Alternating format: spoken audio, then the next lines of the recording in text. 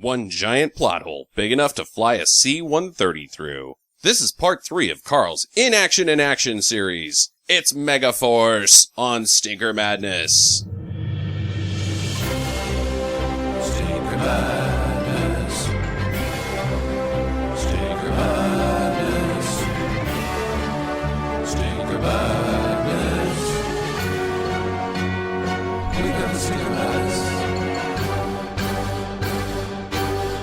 Hello and welcome to Stinker Madness. I'm your host, Justin. I've got Sam and Jackie here, of course. How are you guys? Good. Good. Are you Sam? I'm good. Awesome. We also have Carl. Carl is back. Woo, Carol! Yay for me. Carl is not dying of AIDS anymore. Hooray. Anymore. That 2-week bout with AIDS that you had that kept you out of our Delta Force episode. A crying shame. It was a crying shame. But you made it for Megaforce. Does the crying game have to do with AIDS? No, just being a probably dude after. Yeah. and kidnapping. Yeah, maybe. Yeah. I don't know. I haven't seen it except for the one time. I don't think Carl got crying gamed. No, You just had the flu, didn't you? Yeah, it was one of the nastier colds I've ever had. Like, my throat was just completely awful, and normally that type of thing doesn't keep me from doing what I want to do, because colds are just, they never go away, so you just end up, like, powering through, but that particular one put me on my back for quite some time. It was basically like Barry Bostwick's pants. Yeah. Yeah. Megaforce! How was it, So- guys? Did you enjoy the Megaforce? Sam's third trip through Megaforce? I believe this is my 5th tour of Megaforce. Fifth tour of Megaforce. Carl, where are you at Fifth. on Megaforce? It might be my 10th, Oh, boy. Wow. That's what you can say for Megaforce, if nothing else. You just want to watch it all the damn time. Yeah. It's my third, I think, I've seen a Megaforce. Jackie, this was your first. It was my very first, and it was awesome! Yeah. Didn't disappoint you then. No. Because we built it up quite a bit. Yeah. I didn't have a build-up. The first time I saw Megaforce, it just happened to me. Like, it just came on, I had no idea what was going on, and then the disclaimer shows up, and it's like, the governments of the world have confirmed the existence of Megaforce, but then something else about how they won't tell you about Megaforce, or... The first time you see Megaforce, you're just kind of struck with you essentially are Henry Silva throughout your viewing of Megaforce. You just are like, what is going on? I'm pretty lost. Yeah, it's really slow. But it's fast in its slowness. It's for as much shit as they blow up, and they blow up a lot of shit, you're just kind of left dumbfounded by how little you care, until you get to the end, and then you're like, what's happening now? What did I miss? Do I still care? Have I ever cared? I don't know. There's you wonder what the hell is going on the entire time, not just what's going on screen, but like what was going on behind in the making of this film. Like, had Hal Needham lost it? Had he lost it? Because it's like later on in the film you get to the theme of the whole movie that is like the point that Hal Needham is trying to make, that you can still have fun in the 80s. Right. There's still cowboys out there. That's what the whole point of this movie is. Hal Needham saying there's still fucking cowboys and the cowboys are awesome, and the American viewing audience said, no, Hal Needham, you are wrong. So I wonder, like, when they're doing all this, is this thing getting away from him? What do you mean? I'm not sure what... Oh, like, just in its sheer ridiculousness, getting away? Yeah, just that, like, the production itself, everyone's going, what the hell is he? Why are we all here? What's going on with this guy? I don't know. I kind of think, like, because you think about the 70s and where the 70s were at in filmmaking, and it's a very serious time. Like, the 60s are over, we're going to start honing our crafts and making serious movies. I mean, you're dealing with things like Taxi Driver and Raging Bull, of course, and Last Picture Show. Very heavy topics I that think you're dealing with in the 70s. And then the 80s come around, and even if you look back at the 80s, it's kind of a light an airy decade that everybody reflects on in Glee because they think it was so happy and fun and colorful and so much to do and fun and fun and fun and fun. This is early 80s too, so at this point, like, Dirty Harry's come out, like, a shift in action movies has happened that it's not good fun so much anymore as it's like drugs and people getting shot and murder and like, Maniac, I think. When was Maniac, Carl? Maniac, I do not know. It was right around this time, but it's sort of like that Long Island dark action crap had started happening around this time. I hated the 80s. I hated the 80s as well. A lot of people didn't like it. Was nice that we were on the tail end of that. Like, I think I made it, 10. It was 1990, I was 10. Yes. So we got only so much 80s that I can remember. Very forgettable as an adult. I was 18. Yeah, so you got it. Your 80s were our 90s. Yeah. And, the 80s was a stupid decade, but there was a lot of stuff in it that still stick with me. I mean, my love of new wave music. Like, There's some good shit. Devo. yeah. Those guys knew how to do it.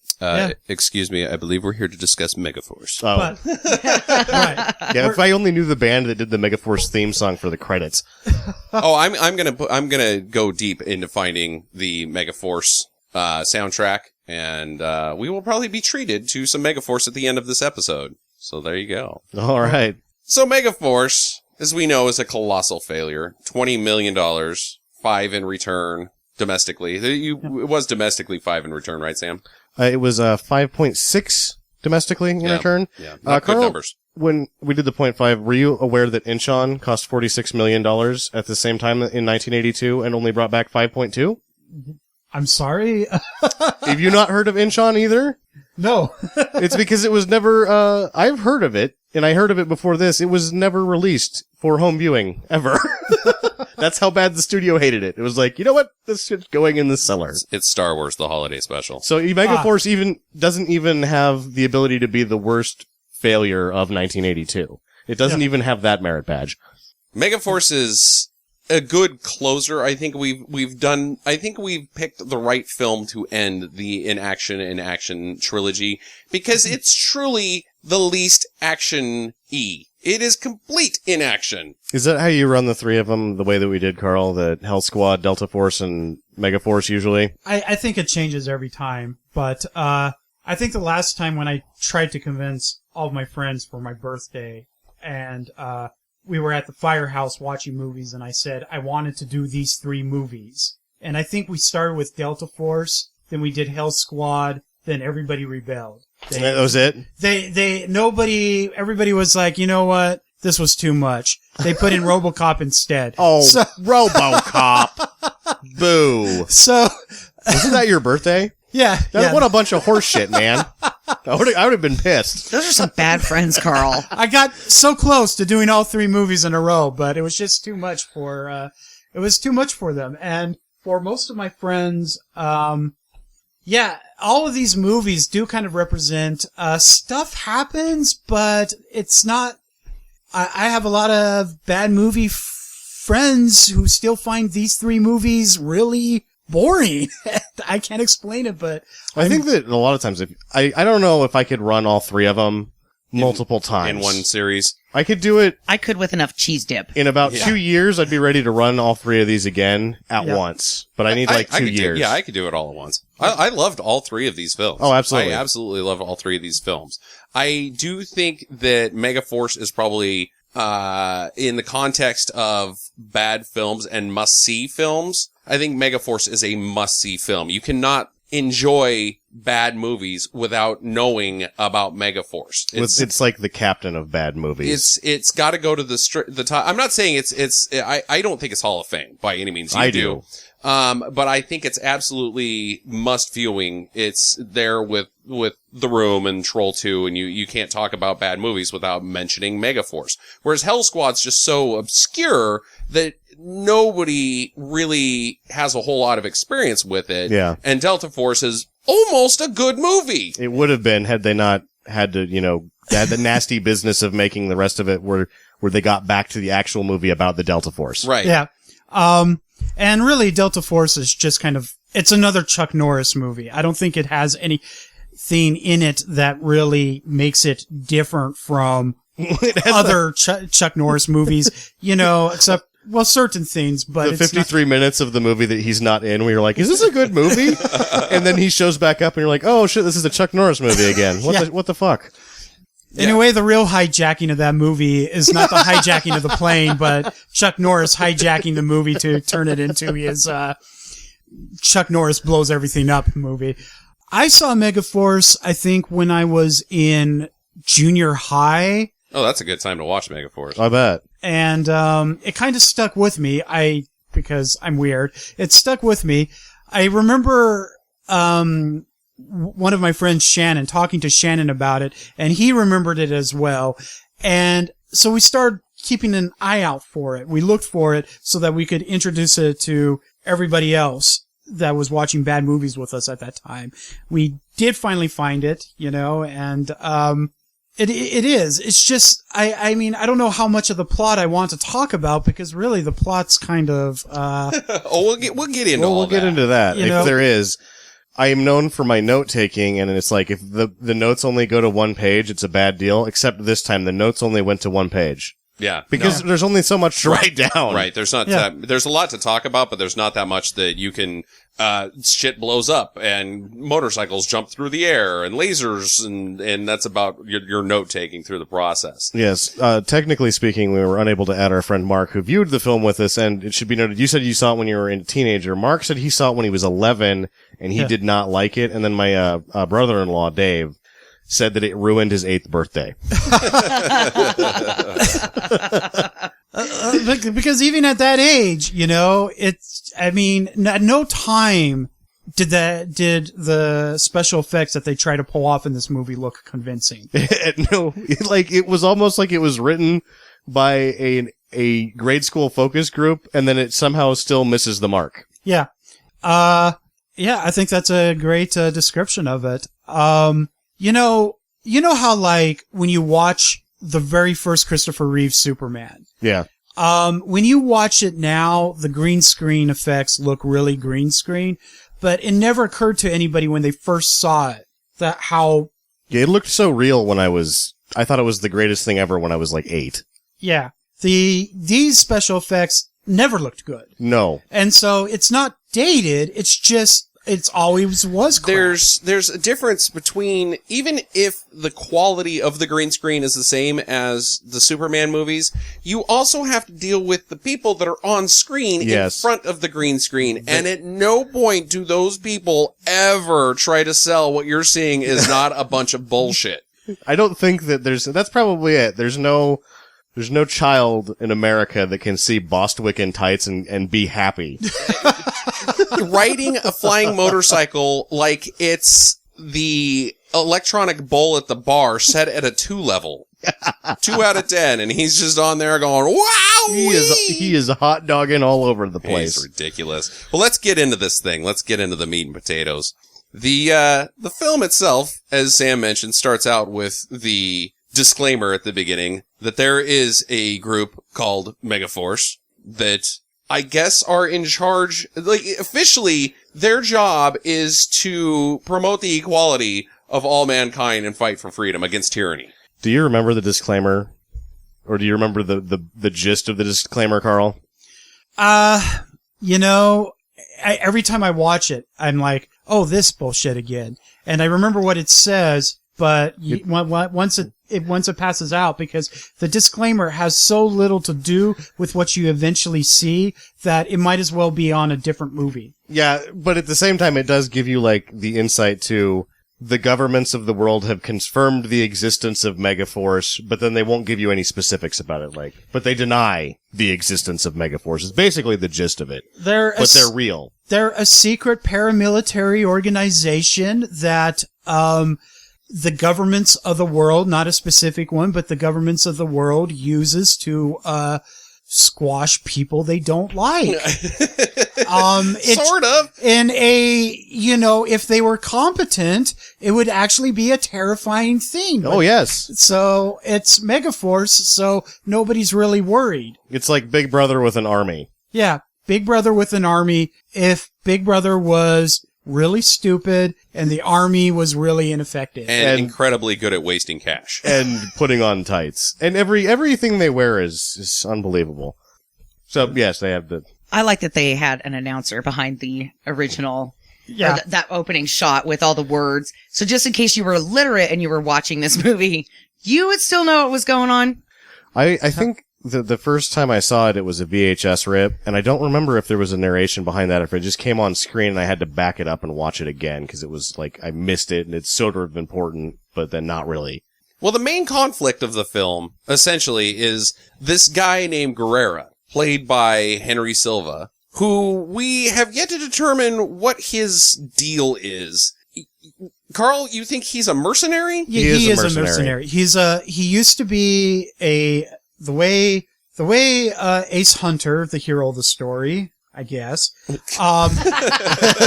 describes him. He was you sound one of not the sure. best soldiers that he ever fought with until he got completely disillusioned with some type of tragedy that we don't care. His home country being invaded, and he was unable to defend it due to the cowardice of politicians. And he's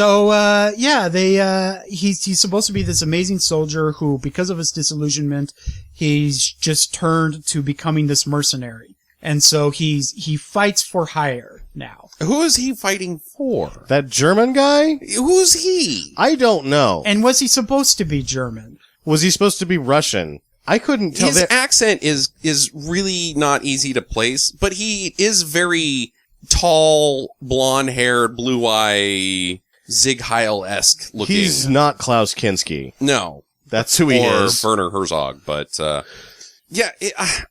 don't know what the motivation behind the conflict of this film is, other than that Guerrera is blowing up oil refineries. He's bothering them.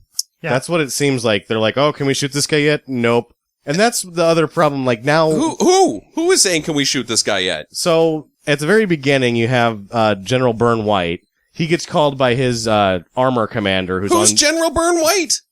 He's the guy that owns the air-conditioned helicopter that has shag carpet. That's important. Yeah. Is he related to the oil refinery that gets blown up at the beginning? He's the general of the military of Gambia?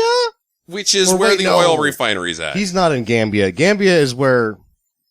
I don't know. Okay, it might be easier if you call it just... They're all made up... I think... Aren't these countries made up anyway? I think that they're made up countries. Here's my theory. So Guerrera is hired to blow up oil refineries by a German who's not German or Russian. I don't know why he wants oil refineries. It's not part of the plot, but that takes place in Gambia. General Byrne White, hyphenated, is the commander-in-chief of the Gambia forces. And then Guerrera, they can't fight Guerrera because Guerrera crosses the border into Kerplakistan or Parmistan or Assholistan, whatever you want to call it. Yeah. And that's why Byrne White has to, what are we going to do? We got to stop Guerrera. I don't know what her options is, but it turns out Major Zara knows about an elite force named Megaforce. Because she's the daughter of a president. And right. I think all the presidents of the... Who may have hired Megaforce in the past. Maybe. And if for her birthday party. Oh, that could be, yeah. We need smoke and fireworks for my birthday. Who could we get? Let me see here. Multicolored smoke and bright costumes. Yeah, they might be more successful at entertaining at birthday parties than as a crack paramilitary. No, I don't think they would be good at that. No, they wouldn't. Even if you gave them a bunch of ponies, they'd still piss off the kids. Yeah, on paper, it seems like they would be good. In reality, no. So, yeah. My first question, because I can't hold the questions till the end, because there's too many questions. There's too many questions. Yeah. So my first question would be, if this is the kind of tasks that Megaforce accepts, they're not really Megaforce. Yeah, because basically... He's a nuisance. He's not even a real threat militarily. He's just bothering people with tanks. Uh-huh. Yeah, because apparently the movie leads you to believe that if General Burnside was ever able to meet this guy head on, he would just wipe him blow the shit out of him. And his mercenaries out. It's only by hiding in this neighboring country that he's able to keep doing what he's doing.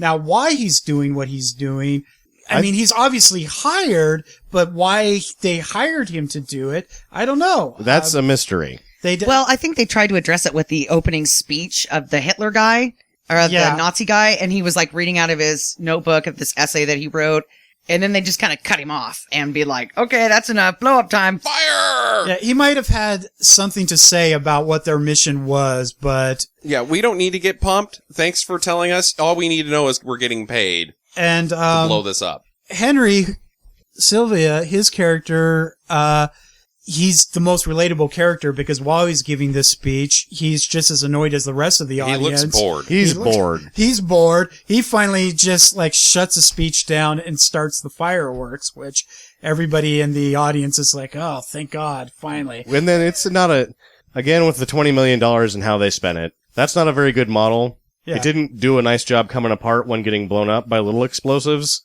and they kept all of it on screen. However, there was about 60 tanks there, all shooting That was at good. one time, which is very expensive. But the Andersons were watching it in England going, well, that's pretty Bush League for blowing up a model. Yeah, it's only a model.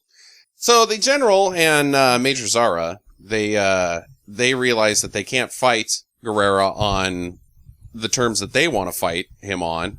So they have to find Megaforce, which leads to them being dropped off in the middle of nowhere. And I know it's the Nevada desert, but is it the Nevada desert in the world of the movie? It's the Nevada desert in the world of the movie. Okay. So they're out in the middle of the desert in Nevada, just hanging around waiting for Megaforce, or General Burnwhite doesn't even know what he's waiting for. No, he doesn't know what he's waiting He's just for. gone for a ride and been dropped off nowhere. He went for a ride in a Mercedes, and he's about to go for a ride in a Bronco. Yeah.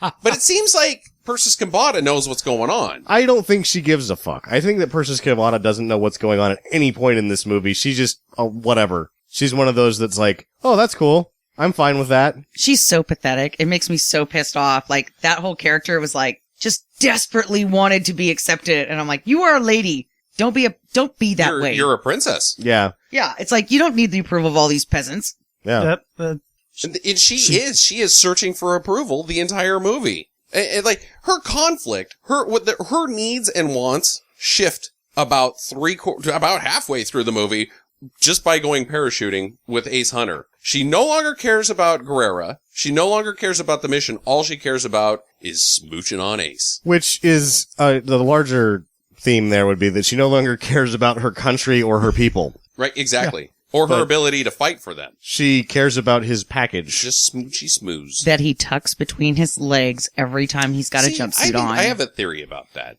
I don't necessarily think that I'm not going to infer that Barry Bostwick has a tiny wiener. I think that he is wearing extremely tight shorts or pants, and that this movie was, I believe, intended to be marketed to children, and you can't just have some guy's dong in full vision in front of children in a children's movie. Well, then spandex was not the way to go. I think he was told to tuck and paste.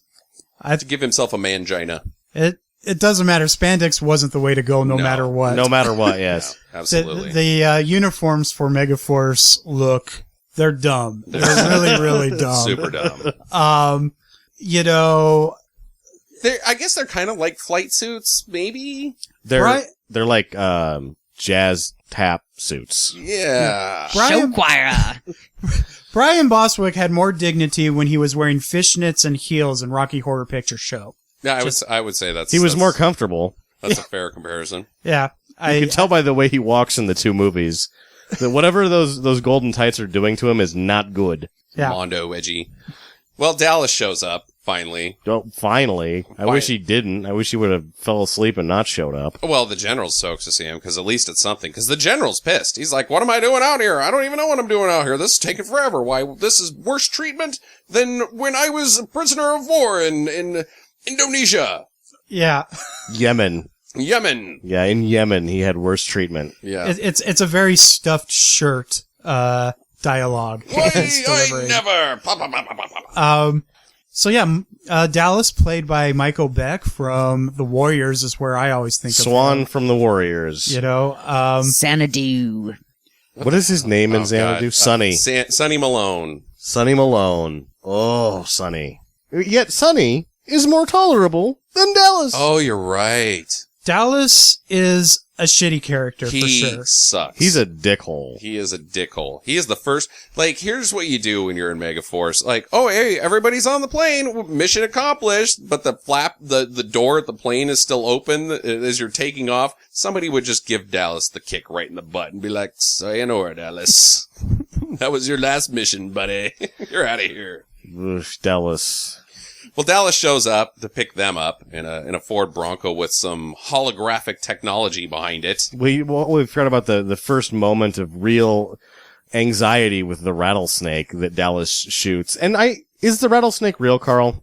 Or is it one of his holographic bullshit stories? Like, No, it was a real rattlesnake. okay. I'll believe that. It All was right. a real rattlesnake. I don't know if I do now. No. Why did he miss? Why is the suitcase shot if the rattlesnake is real? And the rattlesnake, you never see it again, because you shoot a rattlesnake and you shoot it in the head, it's not, even if it's dead, it's still gonna bite you. If it's a hologram, the bullets are going right through it. But then why wouldn't you make the bullets holograms too? It's real. He has a whole conversation where Ace asks him about it, and Ace even asks him. He says, real or hologram? And he says, oh, real. And, I mean, I grant you, movie protocol demands that when you kill a snake, you pull the snake out. Yes. And demonstrate to everybody That it's dead. that it's dead, They don't do that. They don't do that. And for sure, he's an awful shot. He also shoots the luggage besides the snake. But he's a good enough shot to be in Megaforce. Yep, he's one of the best in the world. You'll just see when he has a laser, he does a lot better. Yeah. He does a lot better with a laser gun. That was a .22 rifle. It was a little tougher. But it's almost like, did he shoot at the snake with a shotgun? Because, there's bullet holes everywhere. When He doesn't do a good job shooting the snake. From the get-go, I am unimpressed with the marksmanship of Megaforce. So they have to go to Megaforce's base, headquarters, essentially. But they're deterred because in order to... Oh, God. So what you want to do when you're Megaforce, say you've got a lucrative contract coming up, like, I've heard about this situation with this Guerrera guy. It seems like this is a job for Megaforce. We should try to put in a bid for that and get that job. Do you think they're getting paid for this? We'll get to that. But either way, you have to make contact with somebody to be like, oh, you need Megaforce. Here's what you're going to do. You're going to land here. You're going to come to this spot and we're going to send a representative to pick you up. And then we're going to take you to our base. So they have a defined spot where you pick the person up and then drive them to the base. But the problem is, in between the spot that you pick them up and the base is their training grounds. That's not a good place. Somebody could get killed. Well, I'm almost under the impression that they especially set that up so they could fail at impressing, the president's daughter and the general. It's part of the sales process. It's part of the sales process. They're supposed to be impressed that they can pop a wheelie and shoot a balloon. But Hey, those balloons were colored. They were- so that you knew which one you were supposed to shoot in the show. That's right. It's like the 3-man drill in basketball. You just weave your way around and pass it to the guy, and it's all a confusing mess. But if you're Megaforce, you know which balloon is yours. Or if you're just a cowboy and you're wearing the belt buckle and the nice boots, it's the eye path that you're creating. Like, oh, that's a belt buckle past the package. That's what's in between. That's, the Bronco and where you get dropped off. That's the belt buckle. The boots are Megaforce's base, but before you get to the boots, you gotta look at the package on the way down. Here's what's going on. Megaforce only has one mission title. Even the sales process To be huge is dicks. called Operation Hook, Line, and Sinker. Every single... If you are a member of Megaforce and your job is to go and clean the bathrooms, that is also Operation Hook, Line, and Sinker. Everything that they do. So maybe you're right. There's a distraction and a bait and switch on everything. Yeah. And there's a big dick in the middle of all of it. Yeah. It ends up in your face. Bostwick. Well, Bostwick shows up. He does some hot dog and shit and jumps over some stuff and blows up some balloons and wheelies and motorcycles with rockets and arrows painted on helmets and lightning bolts. And is it camouflage? It's definitely not subtle. No, it's not very subtle. And it's very conspicuous. It's like, you've mentioned the fourth grade focus group already. Yes. And it is like fourth graders were doodling on the sides of the helmets and the motorcycles and the Jeeps and drew a lot of lightning bolts and said, that's what makes a badass. They said all those things, and then it's like why the fourth grader doesn't like it. They described exactly what they wanted to see, and then they got it almost right. So close. So close. So close. Well, they take them to the Megaforce headquarters, which I guess isn't even their headquarters. It's just one of their many, many bases throughout One the of the entire many world. bases. This is their desert base. According to Dallas, they have one with boats. Yes. Probably submarines and stuff. Shut up, Dallas. Shut up, Dallas. So it turns out that Megaforce is built up of one of the best from each nation in the world. It's a multinational, a global attack battalion. I don't think that's true because a lot of the dudes in the mess hall had American flags on their stuff. That's what I'm saying. It doesn't. He explicitly says one member of each nation, but then you're right. You go into that mess hall and it's just fucking USA flags everywhere. Yeah. Well, I think it's because whoever designed it, like you have Ace Hunter, he's the typical USA. Yeah. And then he's Super America. Then you have Dallas, who is like the South will rise again. That's a different USA. Mm-hmm. So there's obviously a bunch of different people. They even have like a horrible Native American stereotype. Yeah, they do. And he wears an American flag as well. Yeah, he wears an American flag as well. So I think, I think it's like, what you're looking at is all these different USAs are also represented. Yeah. So, It's the 50 states. The only other two flags I could tell were Japan and Mexico. Mexico, yeah. yeah. Oh, I saw the French one too. The French one. Oh, yeah, that French guy. And there's yeah. a Russian, but you never see his flag. Yeah, that's true. Yeah. You don't know if he's from the Ukraine or what. So they give Megaforce a tour of all the operations and their equipment and their base and their headquarters and what they do, and they meet Egg, the chief engineer / scientist behind the brains of the operation, I guess, that provides them with the tactical equipment they need to do whatever it is they do. The guy from all the Mel Brooks movies. Yes. He gives them the most advanced weaponry available. The most advanced. This is the best of the best. The men are the best. The equipment is the best. The scientist is the best. The scientist is the best. The science on screen in their command center is the best. Is the very best that could possibly be viewed. What's on that screen? There was some dotted lines, and then there was a bar graph, and then there was a lot more dotted lines by the end of the movie. a lot of the things they were looking up on the screen reminded me of those, like the electronic oscilloscopes. Yeah, an oscilloscope. Yes. That's what I was that thinking of. you have in, your high school physics class. It's almost like to build all that scientific genius center, they raided my old high school. That's class, why right? Egg is the best of the best, is because he's the only guy that's smart enough to be able to translate whatever banana business is on that screen into actual data. So, I should wait to ask this question, but I'm going to have to ask it now because it feels too. Do you think they've lowered the bar for best of the best? I think so. I think when they're bragging about how great this place is, yes. Don't you feel like, wow, the best of the best is They not. They had a few dry years. Yeah. The CIA had a good recruitment crop for a couple of years, and they're like, well, we got to take somebody that we got to take one every year, and for that, it did a rough 5 years.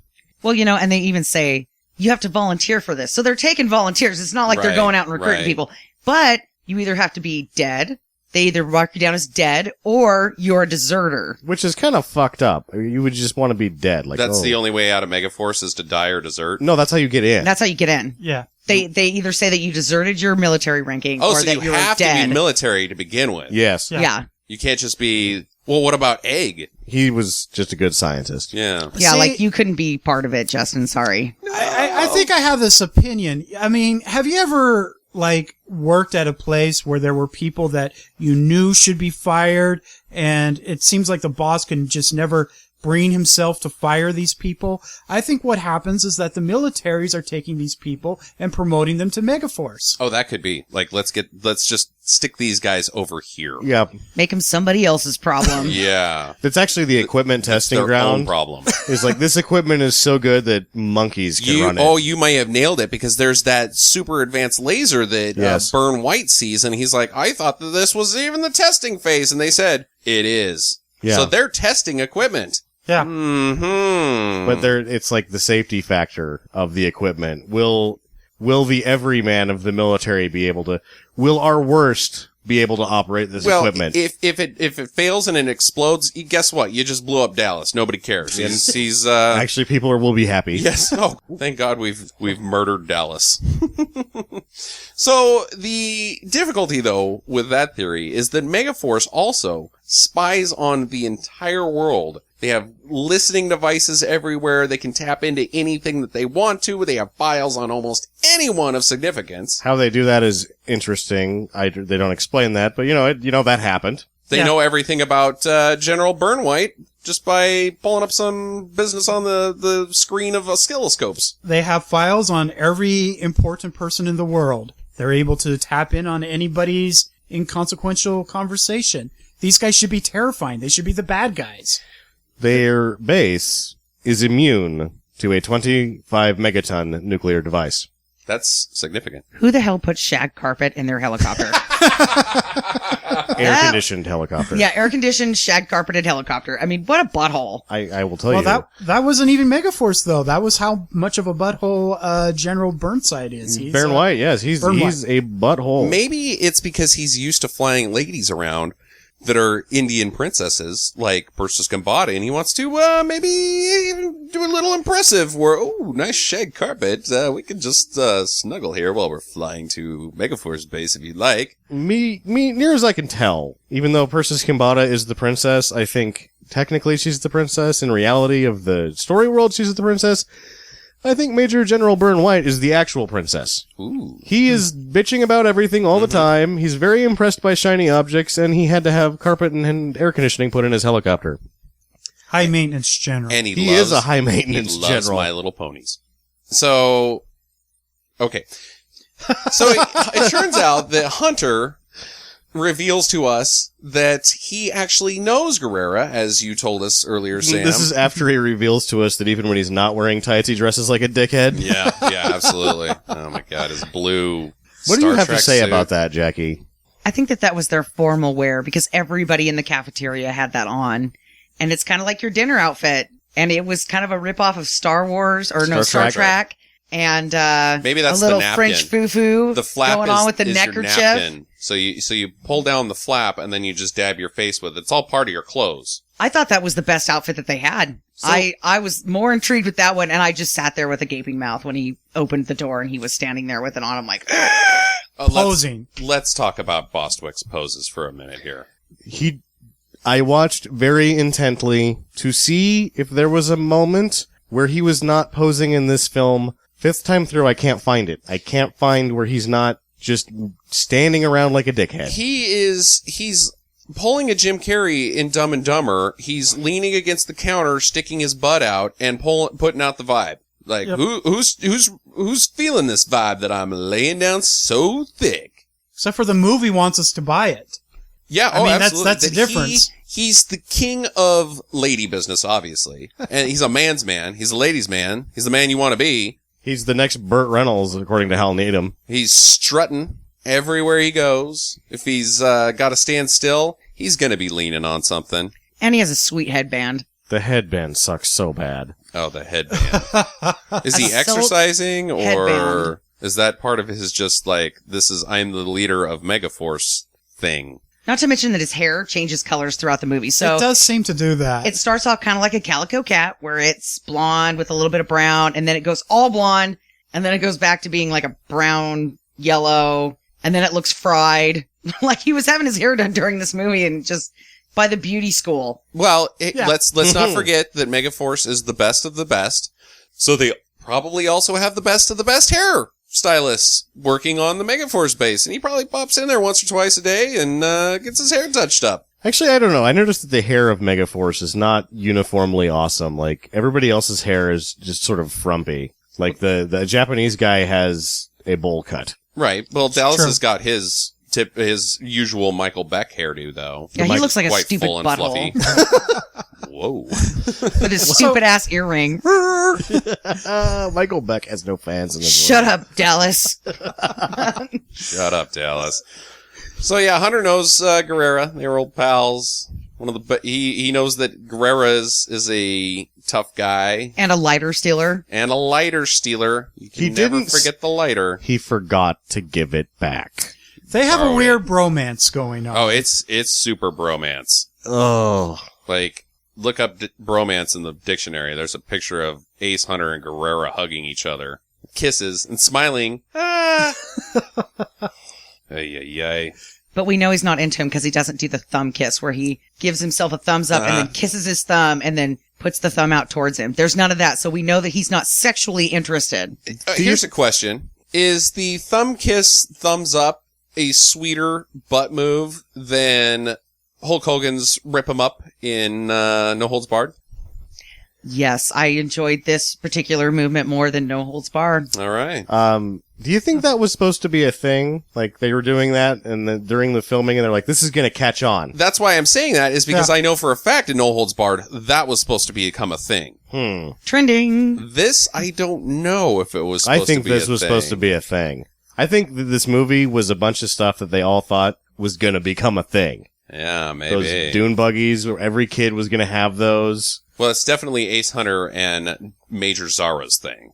So, Operation Hook, Line, and Sinker, the official Operation Hook, Line, and Sinker within the realm of this film, is essentially the plan is to become bait to get Guerrera to go across the border so that Burn White can blow the hell up out of him, I guess. Yes, that's the idea. And at the same time, while crippling his resources. Ooh, oh, I didn't even think about that. Because that's what they do is they blow up his resources and piss him off. They're basically poking the bear and running away. But at the same time, it's like not just poking it, like you're smashing its toe and then running so it's crippled as it chases you.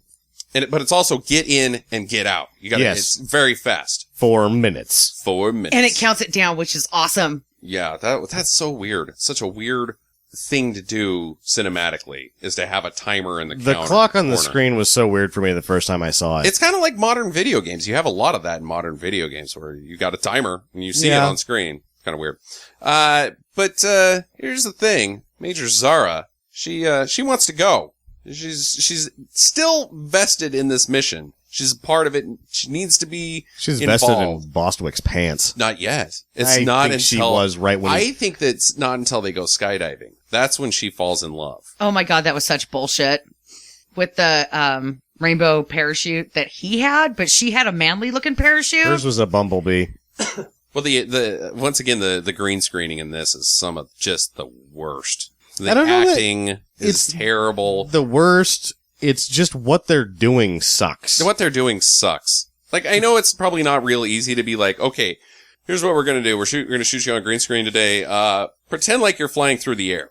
When she's laying on her back with her arms out, Just reaching twitching. for him, and it is so stupid, so dumb. It looks terrible. But it's the terrible lookingness is definitely accentuated by Persis Kambata and Barry Bostwick's performance on screen. You know, Carl liked it. Oh, I love it. I love it. The one thing I did notice is because they were doing them separately and then they matted them together afterwards, Yeah, right. that the lighting became a problem and they were too dark and the backgrounds were too light. Well, I don't know why she even has to go on the parachute training mission thing, because Barry Bostwick, Ace Hunter, just tells her no, she can't be a part of it because she's an outsider. Not because she's a woman per se, but because she's an outsider and because she doesn't have the level of expertise in working with Megaforce, she could put one of them at risk unintentionally. He thought she was going to wash out. That's why he let her do it. Oh. That's why. But remember that moment and keep going with the rest of the movie, because I'm going to bring that moment into everything else that happens for what Megaforce is really about. Yes, I think I see where you're going. So it's time to go. It's time to launch Operation Hook, Line, and Sinker. She, of course, because you have to, I guess, in all movies, she gives him a kiss goodbye because she loves him. she ambushed his ass. Like, he was getting on the plane, and then she just, like, comes creepily around the side, like, what about me? Yeah. Well, It's- he's looking for her. Oh, yeah. He is looking for her. He's looking for because he's going looking like for chickies all the time. He's like, where is she? I thought we had a thing. And then she's there after all, and he's like, oh. And then he jumps on and he poses as they fly out. the Oh, yeah. As they fly out. His hop on the plane, spring. spin around, I the love that pole. part. Oh, he just sucks. he sucks so bad. He's like a slightly more coordinated version of Eric Roberts, who sucks a lot more. Yeah, exactly. So they're on their way and they're headed towards Gambia, and we're blessed on the flight with Carl's second favorite line in the movie. Second favorite line in the movie. If he, now I'm going to mess it up. I've got it dialed up right here. If you, sometimes you love them in red, and sometimes you love them in blue, but mostly you love them in blue. That's totally inapplicable to anything that's going on here. And it's dumb. Who told you that? You did. But it's very wise. Very wise. So stupid. That, as stupid as that line is, it's genuinely funny, and it's like the closest this movie will ever get to having a sense of wit about it. Absolutely. It's also one Everything of, else is accidental. like 3 self-aware moments of the film. Like, that is self-aware later on when all the bullshit happens and Silva's just looking like, what the fuck happened? That's very self-aware. I almost wonder if that line was put in after almost everything else was done, because it's just such a subset of the entire movie. This has nothing to do with anything that's going on right now, Yeah. and it's dumb. Yep. But, Hunter nailed that blank Oh, it's Barry idiot Bostwick's. stare. Yeah, he Yeah, was like, yep, Bostwick's this is my best delivery. natural look. Yeah. So they jump out of the planes, Megaforce. They've started Operation Hook, Line, and Sinker, which jumping out of the plane means getting on your motorcycle and your dune buggy and actually driving out of the back of the plane while they're- it's in air. How long were those planes? There's like 70 guys and 70 cars. Yeah. Each one of them had like 10 dune buggies in it. I thought when we were watching Delta Force, I was like, how much bullshit are they cramming into those seaplanes? It was the clown car of planes. Yeah. Megaforce trumps Delta Force Oh, yeah. in cramming bullshit in planes. Yeah, no, you're like, how much does Delta Force pack around? 1/5 what Megaforce packs around. Yeah. So they do. They raid Guerrera's forward base, or his supply depot, or whatever you want to call it, where he's hanging out, basically. On the ticker. Yeah. On the ticker, we got 4 minutes. There's lots of lasers, lots of jumping motorcycles, and Lots of science kit rockets. yeah. Oh god. Some people falling off their motorcycles, which I thought was hilarious. Some people falling out of their cars even, or abandoning their cars and then using their cars electronically, remote controlled, to blow up the whole frickin' thing. Yeah, the biggest explosion in the movie was a kamikaze or a ghost ride, one of the dune buggies into the base. Big Big boom. explosion. Yeah. So we get briefly Hal Needham cameo. He shows up throughout the movie. It's like he's a minor, because it's not really a cameo. He keeps showing up through the movie. Like, halfway through, you're like, oh, Hal Needham cameo. And then he shows up again, and he shows up with like, he's just in this movie. Yeah. But he waited till halfway through. Yeah, to show up and run the electronic car. I think he's in one of the cruisers. He's in Yeah. the command cruiser. Yeah. Yeah, he's in the command cruiser, so he has access to... with his shrink ray. And I guess! I believe he is the man who has his finger on the button as far as the rainbow is concerned, too. Yeah. Oh, yeah, that's true. That's true. He's the smoke screener. So they have to, part 2 of the line is to go back to the supply depot, their supply depot, and refuel and re-rocketize.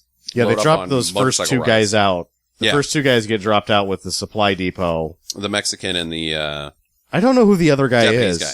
No, the Japanese guy was driving one of the Yeah. mega cruisers. Oh, Wasn't that the Native American? Yeah, that's the Native American. Yes. Yeah, you're right.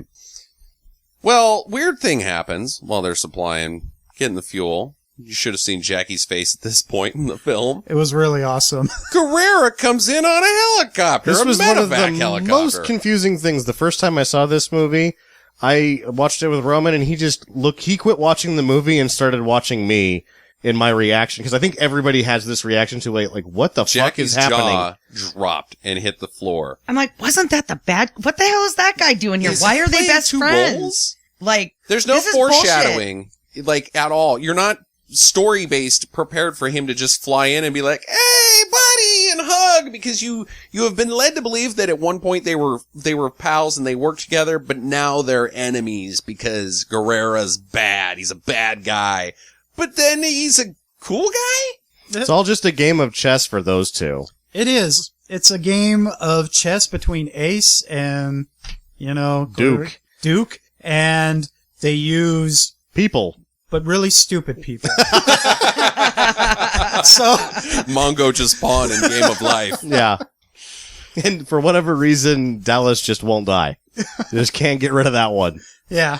But then, the fucked up thing is, like, instead of just shooting him, they were like, well, get back on your helicopter and we'll see you with those tanks in the dry lake bed. He was making a gesture. You gotta let him fly off. He's there to strike a deal with Hunter that says, hey, didn't work, don't care, but I'm gonna let you go because you're my bro if you lay down your arms. Yeah. And abandon your troops. And abandon your troops. That was, But that's never gonna happen. but, the reason why it didn't work, we have to mention this real quick because yeah, if you just watch through this movie, it's easy to miss when they say it didn't, you get the idea, it didn't work. When did it not work? Why? Seems like things are going well. Things were going well. Why is it not going well? Well, apparently, and I don't know why this didn't occur to them, but going into a country and blowing the hell out of it is an act of war. And so now, if they cross back into the border, that country is implicit in Gambia has had to deny the use of Megaforce. yes. Or whichever country it was, yes. Yeah, they had to disavow them. They we don't know these guys. You did too good of a job, Megaforce. Yeah, apparently they were only supposed to kind of blow the hell out of the country. You're supposed to drive up to Guerrera's base and give him the old thumb on the nose with the can't catch me, and then drive off. Not actually blow anything up, you nutsacks. Jesus. Yeah. Violence? Apparently not. And No. I don't know why they thought that would be easy to do, to like somehow, provoke him into following you without it being an act of war. Yeah. But but now their plan is a failure. Megaforce failed. That's the important thing, because in the end, They failed in their success. yeah, in the end, he never crosses the border to get the hell blown out of him by General, I always want to say Burn White. Burn White. Yeah. I always want to say Burnside, but So now they're trapped behind the Enemy border lines. and enemy lines because Guerrera has now set up a blockade to keep them in the country. Megaforce now has to try to escape out of the country, so I guess they can just go home. I guess they just call it a day at that point. Yeah. So what they have to do is they have to sneak up behind Guerrera using silent mode, engage stealth mode. I think there's like 4 levels of bullshit that get engaged, and this is level 1. Engaging level 1 of bullshit. Yeah, engaging stealth mode is the start of the climax of bullshit, because it's just bullshit stacked up on top of each other at this point. This is this layer 1 of bullshit is stealth mode. Yeah. Where all of the vehicles stop making any sound at all, including the crunching of the tires on ground. yeah. It sounds like somebody turned off the audio track for the movie. I think they did. They did. It's so dumb. So Guerrera has no idea. He kind of has a sense that they're coming because it's Megaforce, but he doesn't necessarily know that they're coming right at this second until the planes come in. He sees the planes. They're right out of there. Yeah. Coming in, and they're shooting, blowing the hell out of them, and tanks and die. They're blowing the hell out of the lake bed. Pretty much. Yeah. They're missing the planes quite a bit, except for one plane they do get. They wing one. Yeah, they wing one. So Megaforce has to come in from behind. It's rockets and lasers again. Break through the enemy ranks. There's a sweet shot of Bostwick jumping over a tank and tossing in a grenade at it. That was the engagement of level 2 bullshit, is when they disengage level 1 of bullshit. Right. That's engaging level 2 of bullshit, and they start shooting. DEFCON 2 of bullshit. Yes. Indeed. So they get through. Lots of tanks exploding. Cool. Now they're in front of the tanks that are shooting at them. Yes. Right. They've gone into the path of fire. How are they going to get out of the path of fire? What could they possibly do? Because the planes are at the end of the path of fire. They got to get to those planes. Hal Needham knows what to do. Mm-hmm. On screen and off. Mm-hmm. he can flip a switch that turns on the rainbow smoke. Yeah. We're ready. The rainbow connection. The lovers, the dreamers, and oh shit, I fell off a motorcycle. Now the yellow one doesn't work. There is so much goddamn smoke coming out of these motorcycles. The funniest thing about it is because it was like they had to have so much smoke coming out that it didn't just come out of the back of the motorcycles. It came out of everywhere they could Or pack any in. orifice. So the you people cram riding smoke packs can't in. see a damn You can't thing. see shit. Yeah, because it's coming out of the dashboard. Yeah. And hitting these people in the face. It almost looks like I know it can't be the case, but shit, maybe it is. It's like the motorcycle rider himself was packed full of smoke bombs, and it's just seeping out of his clothes everywhere. There's just smoke coming out of everywhere. And we should, of course, mention the rainbow connection, that they're all different colors. Yes. The colors of the world. Yeah. I don't know what they're the colors of. I don't know what they're the colors of. When... Pastel chalk. Yeah. Yeah, but Mike, okay, so I gotta bring this up now. Uh-huh. How is this deterring the other people behind them from just shooting? Just shooting I guess blindly. they can't see now. They got stuff in their eyes, and so maybe it's like pepper spray. So I think that what happens is that Megaforce jumps over them and then says, "Taste the rainbow." That's ridiculous. Man, Skittles should have sponsored this movie. Might as well. Maybe They Skittles missed their mark. was a side effect of this movie. I don't know when Skittles happened as a brand, but Well, now we're about to hit level 3 of bullshit because Hunter has wiped out. I guess it doesn't really matter that he wrecks because he just gets on another motorcycle. Anyway. no, he gets on the same motorcycle. It's Oh, does his he? But because he it was has the to yellow. be his Yeah. motorcycle because of what happens later. So he's a little delayed. Megaforce, everybody else makes it into the plane okay. No problems there. This is where I get like the confusion with him with Duke showing up in the helicopter and like them having their bro moment and the argument over the lighter, which was ridiculous. I was astounded by that, but I was more astounded by him turning back Going back. and going to the tank that holds Duke so that he can then do what, Carl?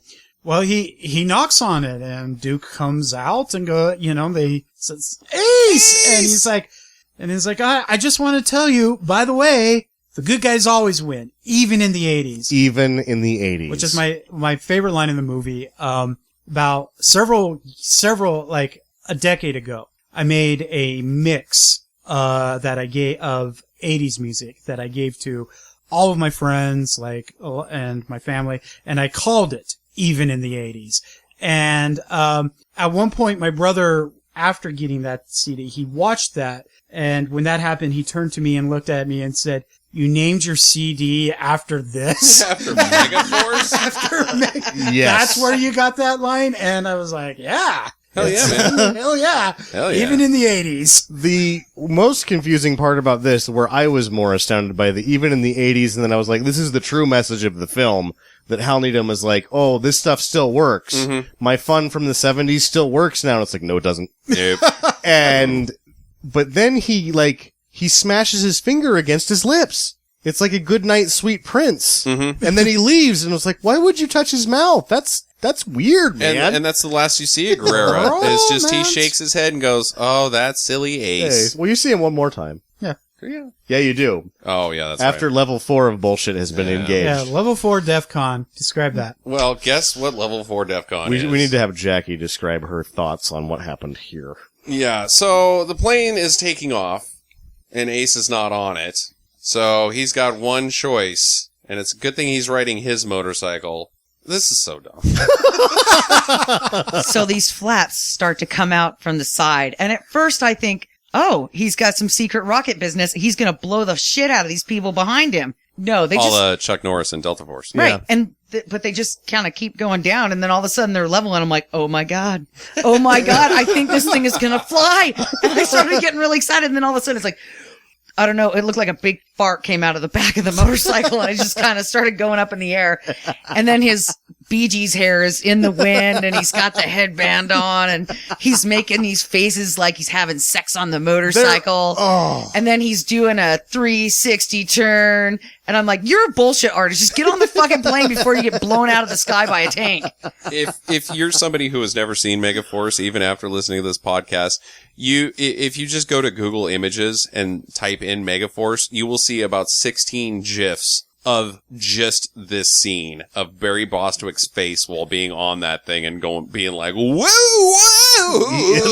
whoa. It was like, you couldn't even get a better pinnacle of excitement going than him on that goddamn motorcycle flying through the air. I was so excited. His expressions remind me of, think back to The Room and the guy that breaks into Johnny's house and starts getting, I guess it's a blowjob from the guy that leaves the underwear in the couch, and he's eating the chocolate, and he makes that really strange face while, oh boy! That's what I think of Barry Bostwick in this scene.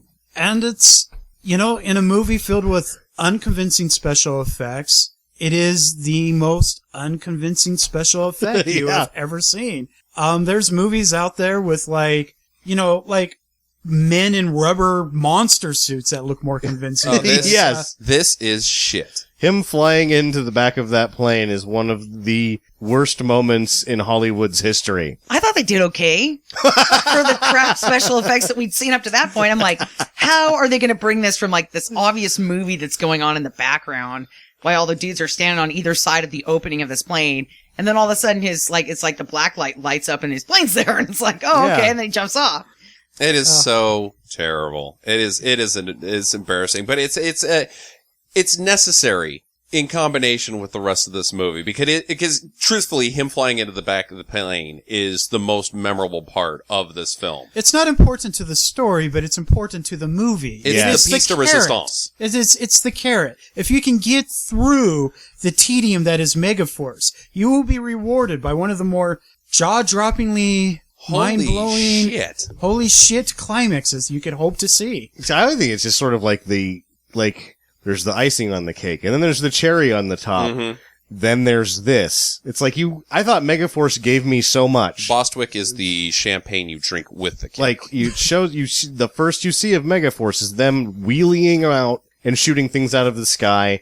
Then there's the stupid skydiving sequence. There's everything is stupider, and it's like shit rolling down a hill. And just when you think that you've been given the cherry on top, which is the Rainbow Force, right, you get this, and it's like, my God, you just kept outdoing yourself over and over again, Megaforce. It's great. Well, they get away, they fly off. Guerrera sees the whole thing go down, and he's just like, what? He's got the same look on his face that everybody in the audience does. Yeah, exactly. Huh? What? Did he just fly away? Was he hot dogging it? Because it sure looked like he was hot dogging it. Well, he lights up his cigar with the lighter that he got from Ace, the Megaforce lighter. Yeah. I in my heart, I believe that had there been a sequel, the commander, like Ace's right-hand man would have been Duke. He's like, that was when Duke decided that he's going to join Megaforce. Yeah. I think that's a good call. Yeah.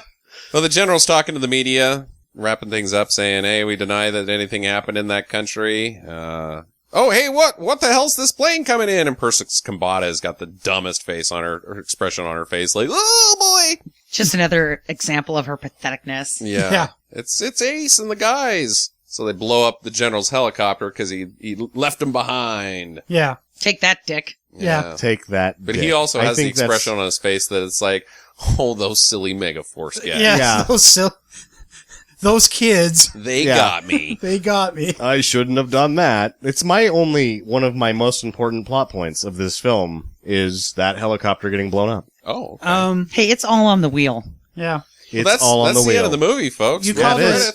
I think you called it a dick move, and this movie really is. It's a movie of dick moves. Nothing consequential happens in this movie. And this is going to go while we're talking about the theme, going back to where the subplot where she wants to go on the mission, but and in a dick move, Ace lets her prove herself to him, but then he tells her no anyway.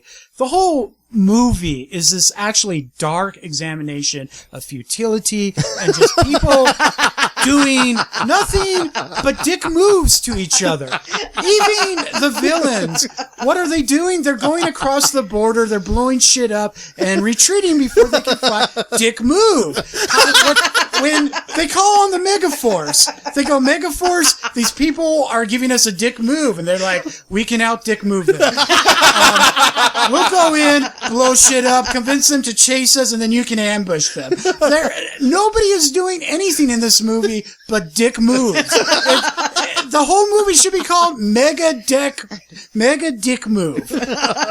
And that's the theme. I mean, it's like I said, it's a dark examination of where the world is going, where everybody's... That's when you find Hal Needham and you shake his hand and say, hey, Hal Needham, dick move. Dick move. And it was, like, Megaforce out dick moves everyone, even at the end, because, like, it was a dick move to blow up his base, and then he's like, dick move, I'm gonna trap you here. And they get away by blowing him up and doing a bunch of bullshit, dick move. And then General Burnwhite, the dickest move of them all, leaving Megaforce in the desert, out dick moves him, blows up his favorite helicopter. Yep. That's what makes them the best of the best. They're not the best at fighting or the smartest or anything. They're the best at dick moves. And that's where the world is going today. And that's everybody's just trying to out dick move everybody.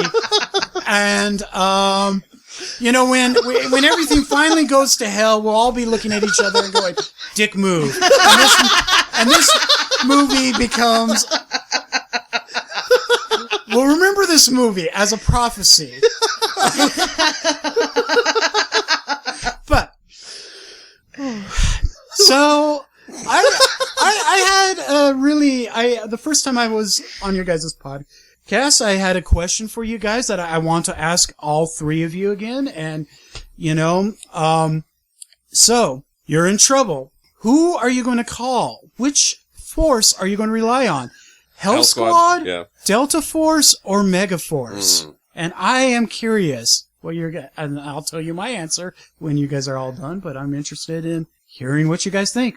For spectacle, I'm going with Megaforce because they've got smoke and some bullshit going on, and they've got the sweet poses, which, you know, but if I really want my ass saved, I'm going with Delta Force. Now if I really want my ass saved, I'm going with the Delta Force too. However, it's me, I'm going to call the Hell Squad. I realize that I have that problem. I'm like, ooh, I could fix it, or I could get the boobs in here. Let's go ahead and go with the boobs. I was going the same route. Chuck Norris is the most handsome one out of all three of these movies. I'm going with Delta Force. Here's what I'm going to go with. And I'm going to use the process of elimination here.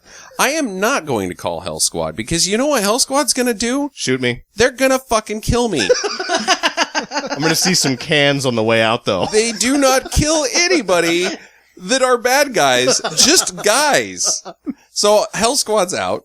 I'm not going to, believe it or not, I'm not going to go with the Delta Force either, because you know what? When they rescue the hostages, all those goddamn hostages blew up in that room that was their breach point. So I'm going to get exploded if I call Delta Force. I'm going to go with Megaforce, because you know what? I'm safest with Megaforce. I'm not getting out of any place. They're not going to rescue me, but you know what? They're not going to shoot me in the goddamn face. Yeah, that's true. All right, so one vote for Megaforce, Delta Force, and Hell Squad. All right. Break the tie, Carl. Well, the tiebreaker is Hell Squad, and I'll tell you why. Oh my God, really? Okay.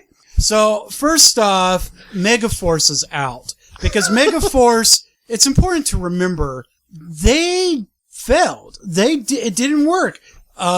Their whole mission, I mean, they succeeded in dick moves, but other than that, they did nothing. They didn't save anybody. So, Hell Squad in their own way and Delta Force in their own way, they did succeed in rescuing the hostages. Yeah. So that leaves between Delta Force and Hell Squad.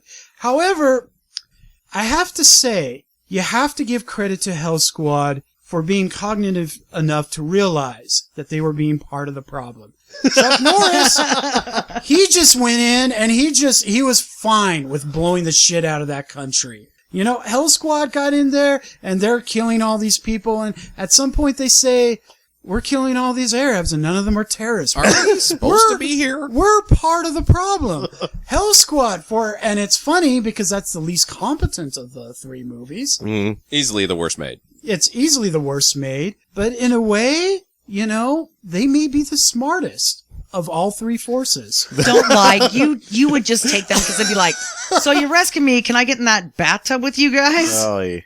Who would have thought that strippers trained in 2 weeks would be a better, more competent fighting force than Chuck Norris and Lee Marvin and Megaforce? And then Megaforce. Well, definitely more competent than Megaforce. They're not necessarily more competent than Delta Force, but like I said, they get points because they realize they're part of the problem. They're asking the right questions. They're asking the right questions. Delta Force, they just went in and blew the shit out of everything they could see. And That's my kind of guy. and I want to say that's why my vote is for Hell Squad. When I'm in trouble, I'm going to call Hell Squad. Excellent. Do we have any further questions here, kids? I have to give my complete synopsis and plot summary of Megaforce before we go. Okay. The story of Megaforce is this. A crusty old English guy hires a bunch of guys in tights to blow up his air-conditioned helicopter. Yeah. I believe the correct term is spandex jumpsuit. Spandex jumpsuit. But all of the other things that are supposed to happen, that's all that really happens. Yeah, that's pretty much it. Yeah. Nothing else happens. Absolutely nothing else happens in that film. You're absolutely right. You've hit every major point, because my only question is, does Hunter and Zara get together? No, because Megaforce, again, remember, they're the king of dick moves. My theory is that she goes to the Lion Inn and finds herself stood up. Ooh. Yep, I think so too. He's I like, think so. Dick move. dick move. And you know what? Because he's out there with Duke having Mai Tais. He's such a dick that he doesn't even plan that dick move. He just completely forgets. Yeah. The worst of the dick moves. You're not even trying. Yeah. No, it comes natural to him now. When you've trained for so long at dick moves, Second nature. second nature. Muscle memory. Muscle memory. That doesn't even happen. So seriously, a guy gets his helicopter blown up. Oh, yeah. That's it. Yeah. Jackie, you got any questions? No, I mean, we pretty much answered him. I think Carl answered everything with his theory of dick moves. Yeah, because I was thinking, well, why does he have that blue headband? But then I'm like, well, because he's a dick. Yeah. And so I'm like, well, I don't need to ask that one now. Yeah, covered. Recommendations. Must see. Must see. Do it. Yeah. Obviously, I mean, you have to see all three of them. Yeah. Yep. The Inaction action trilogy. Yep. You've got to It's a do big it. deal. It's a big deal. Thank you for gifting it with us, Carl. Oh, thank you. Thank you for joining us. Yeah, thank you. It's always good having you. We will catch back with you guys. It's Jackie's pick next, and I think we know what we got coming. It's gonna be Beyond the Valley of the Dolls from Russ Meyer. So we'll see you then. In the meantime, get to the chopper and use your rocket-powered motorcycle to fly into it if you need to. But don't get exploded by Megaforce in your chopper. Bye-bye.